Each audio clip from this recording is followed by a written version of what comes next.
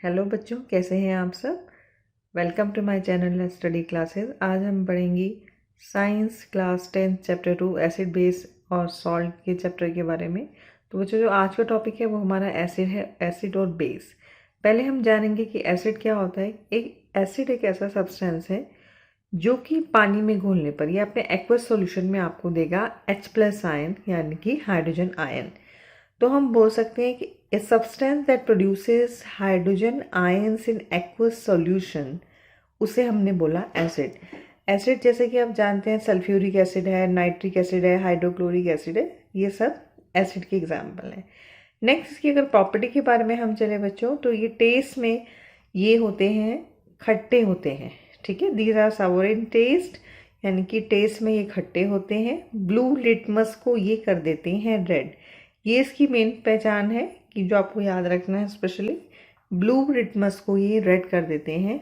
और जैसा कि आप जानते हैं कि एक्वस सॉल्यूशन में ये H+ आयंस रिलीज करते हैं। नेक्स्ट हम पढ़ते हैं इसकी रिएक्शन के बारे में। तो बच्चों, पहली रिएक्शन ये है कि जब कोई भी एसिड और मेटल की रिएक्शन होती है आपस में तो क्या बनता है। तो आप याद रखेंगे कि जब मेटल और एसिड की ट्रीटमेंट करवाएंगे आप, तो आपको हमेशा मिलेगा सॉल्ट प्लस हाइड्रोजन गैस, यानी कि metal plus acid. You have to remember, आपको मिलेगा उसमें हाइड्रोजन और सॉल्ट। जैसे कि आप रिएक्शन में भी देख रहे हैं, मेटल में मैंने लिया है जिंक Zn, एसिड में मैंने लिया है H2SO4। तो when Zn is treated with H2SO4 तो आपको क्या मिल रहा है। आप देखिए Zn और SO4 ये ट्रीट करके इन्होंने आपस में बनाया ZnSO4 जो होता है जिंक सल्फेट। और साइड में और कौन सी पॉप साउंड से जो गैस निकलती है वो इसमें हाइड्रोजन गैस, जैसे कि आप इसमें पिक्चर में देख रहे हैं। सेकेंड रिएक्शन होती है बच्चों, जब reaction of acid happens with metal carbonate ले रहे हैं या आप मेटल हाइड्रोजन कार्बोनेट ले रहे हैं। मेटल कार्बोनेट यानी कि कार्बोनेट इसमें होगा CO3, और अगर हाइड्रोजन कार्बोनेट है बच्चों तो उसमें होगा HCO3। तो पहली रिएक्शन है when metal carbonate is treated with acid. Metal carbonate को जब एसिड से हमने ट्रीट कराया तो हमें मिलता है सॉल्ट, CO2 एंड वाटर। ये आपको याद रखना है, मेटल कार्बोनेट प्लस एसिड, यानी कि जब मेटल कार्बोनेट और एसिड की रिएक्शन कराई जाती है तो आपको मिलता है salt, carbon dioxide and water. और यही सब मिलता है जब आप मेटल हाइड्रोजन कार्बोनेट की एसिड से करवाते हैं, यानी कि मेटल चाहे मेटल कार्बोनेट हो या मेटल हाइड्रोजन कार्बोनेट हो, दोनों में से आप किसी की भी रिएक्शन अगर एसिड से करवाते हैं तो आपको सेम ही प्रोडक्ट मिलेंगे। सॉल्ट मिलेगा, कार्बन डाइऑक्साइड मिलेगा और वाटर मिलेगा। जैसे कि हम एग्जाम्पल में देखिए, एग्जाम्पल में पहले हमने मेटल कार्बोनेट, सोडियम एक मेटल है और कार्बोनेट हमने CO3। तो बच्चों, सोडियम कार्बोनेट हुआ Na2CO3, हमने इसकी कराई हाइड्रोक्लोरिक एसिड से। तो अब जैसे कि रिएक्शन में देखिए Na2Cl, NaCl निकल गया इसमें से अलग, प्लस CO2 और वाटर। ठीक है, अगली रिएक्शन में आप देखिए मेटल हाइड्रोजन कार्बोनेट का हमने एग्जाम्पल लिया, sodium hydrogen carbonate that is NaHCO3, साथ में हमने लिया एसिड की जगह HCl। तो NaHCO3 प्लस HCl क्या बनता है बच्चों, सॉल्ट। सोडियम क्लोराइड बना, CO2 बना और वाटर बना। ठीक है, अगली रिएक्शन इसमें है कि यदि देखिए आप लाइम वाटर में से CO2 पास करते हैं तो आपको एक वाइट प्रेसिपिटेट मिलता है कैल्शियम कार्बोनेट का, और साथ में ही मिलता है वाटर। और अगर इस कैल्शियम कार्बोनेट में से आप ज़्यादा मात्रा में CO2 पास करते हैं तो आप याद रखेंगे हमें मिलता है कैल्शियम हाइड्रोजन कार्बोनेट जो कि वाटर में सॉल्यूबल है। मैं दोबारा से बताती हूँ कि अगर आप लाइम वाटर यानी कि कैल्शियम हाइड्रोक्साइड में से कार्बन डाइऑक्साइड को पास करते हैं तो आपको मिलता है white precipitate of calcium carbonate. अब आपने इस प्रोडक्ट को क्या करा, जो आपको कैल्शियम कार्बोनेट और वाटर मिला है, इसमें आपने और मात्रा में जब CO2 पास करी आपको मिलता है कैल्शियम हाइड्रोजन कार्बोनेट जो कि आपका पानी में घुल जाएगा। पहले आपको प्रेसिपिटेट मिल रहा था, लेकिन जब आपने और अधिक मात्रा में CO2 पास करी आपको मिला water soluble calcium hydrogen carbonate. उससे नेक्स्ट रिएक्शन आती है बच्चों, जब यार ये तो बहुत सिंपल रिएक्शन है और ये क्या हो गया, एक तरह से न्यूट्रलाइजेशन रिएक्शन है, यानी कि एसिड और बेस जब आपस में ट्रीट करते हैं तो ये बनाते हैं सॉल्ट और वाटर, यानी कि acid plus base what do we get, हमें मिलता है सॉल्ट और वाटर। एसिड में यहाँ पे आपने लिया है HCl और बेस में लिया है NaOH। तो अब देखिए Na और Cl आपस में रिएक्ट करके बनाया NaCl और बाकी जो आपका बचा वाटर।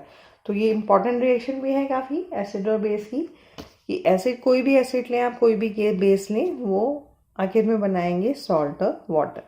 नेक्स्ट आपकी जो इक्वेशन है, मेटल ऑक्साइड में हम यहाँ एसिड से ट्रीटमेंट करवाएंगे। तो मेटल ऑक्साइड में आपने क्या ले लिया, कॉपर एक मेटल है, आपने ले लिया कॉपर ऑक्साइड CuO। एसिड की जगह आपने लिया HCl हाइड्रोजन क्लोराइड।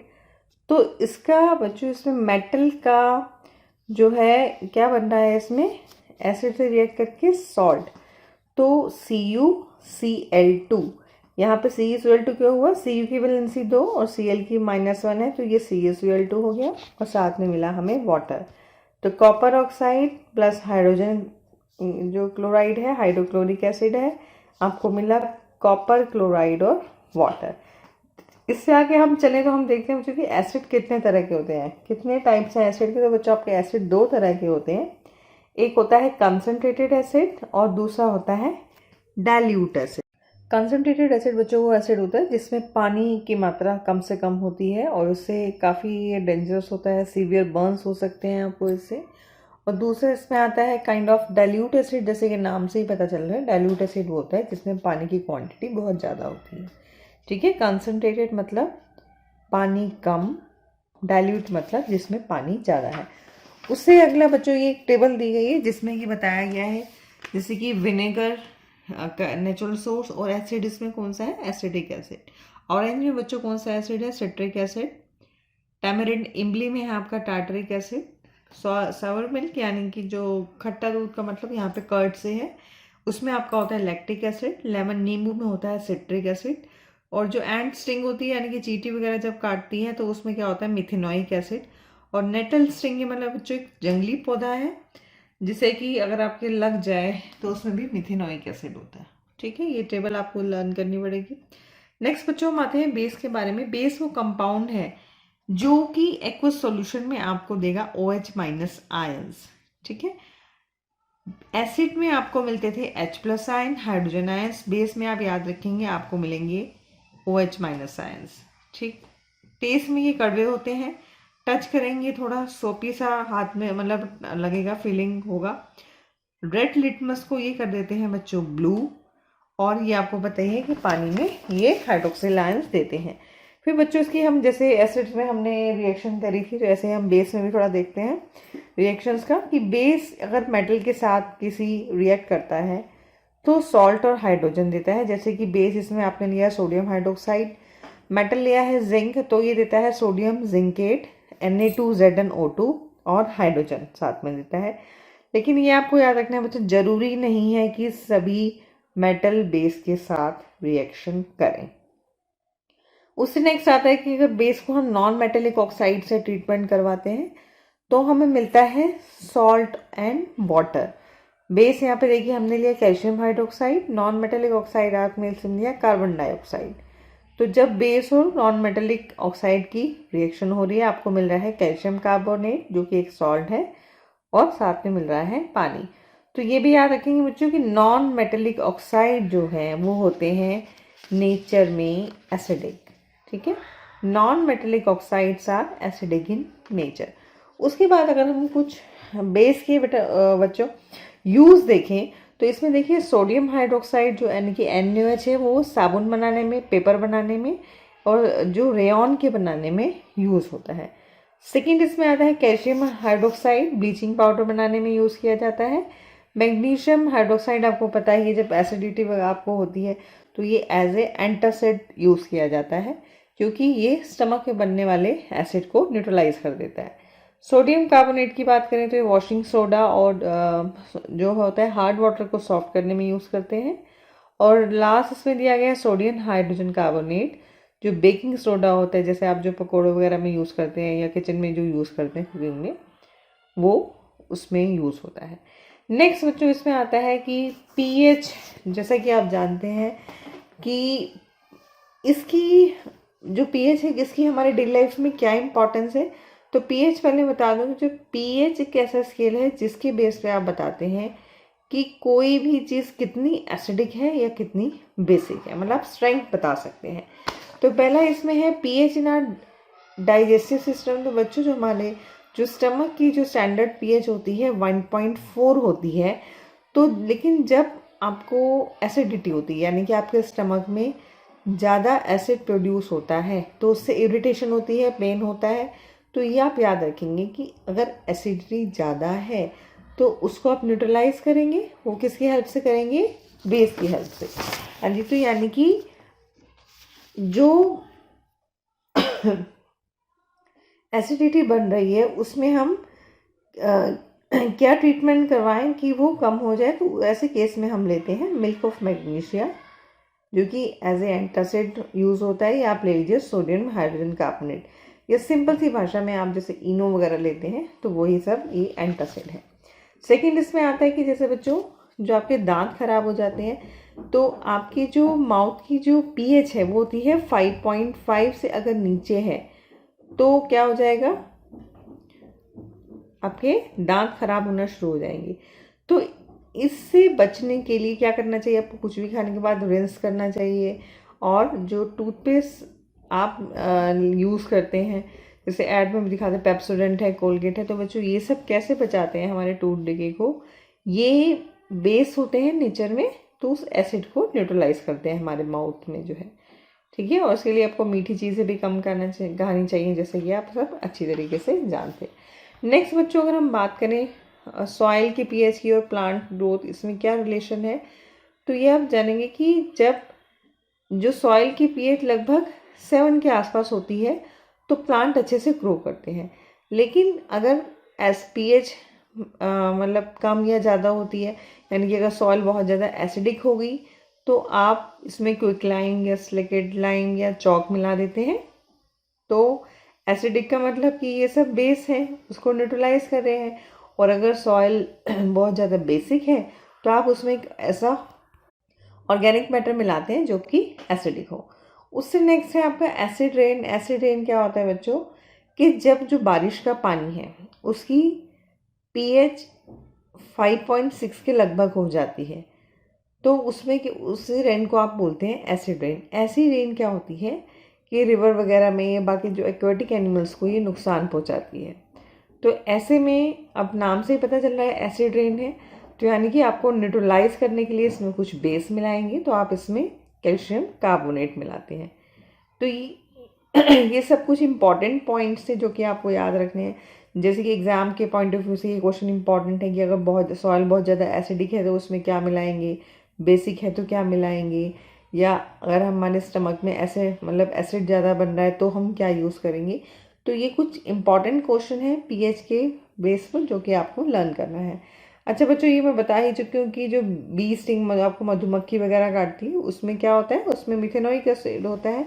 तो उसे आप क्या करेंगे, किसी भी माइल्ड वे से यानी कि न्यूट्रलाइज कर लेंगे। सपोज़ आपको मधुमक्खी ने काटा तो आप उस पर बेकिंग सोडा लगा दें तुरंत, तो उससे भी आराम मिलेगा। नेक्स्ट बच्चों आता है सॉल्ट। सॉल्ट क्या होता है? सॉल्ट आप अच्छे से जानते हैं कि जब एसिड और बेस आपस में रिएक्ट करते हैं तो सॉल्ट और वाटर बनता है। अब सॉल्ट कितने तरह के होते हैं बच्चों? तो ये हमने बता रहे हैं पीएच की बेस पर। तो सॉल्ट बच्चों 3 तरह के बताए गए हैं। एक होता है neutral salt, acidic salt and third one is basic salt.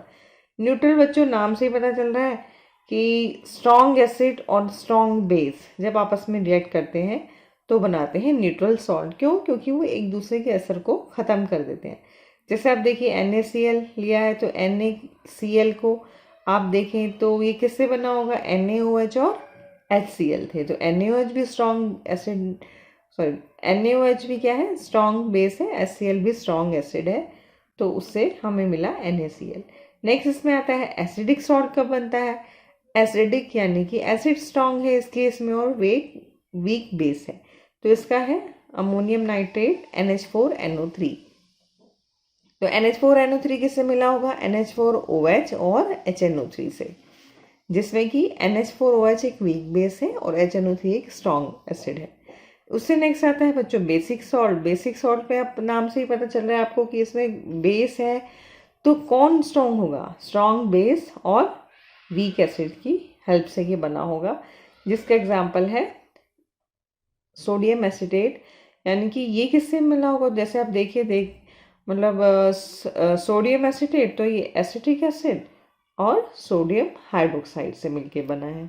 तो बच्चों, आज की वीडियो में हमने जाना एसिड क्या होता है, बेस क्या होता है, इनकी प्रॉपर्टीज़ क्या होती हैं, रिएक्शन के बारे में जाना, पीएच वैल्यू कैसे हमारी लाइफ में मतलब चीज़ों को बदल देती है ना, टूट डिगे में है, सॉइल की ग्रोथ में, ये सब कैसे हेल्पफुल है, सॉल्ट कितने तरह के होते हैं। तो आज की वीडियो में बस इतना ही, फिर मिलते हैं नेक्स्ट वीडियो में। Please do like and subscribe my channel. Thank you.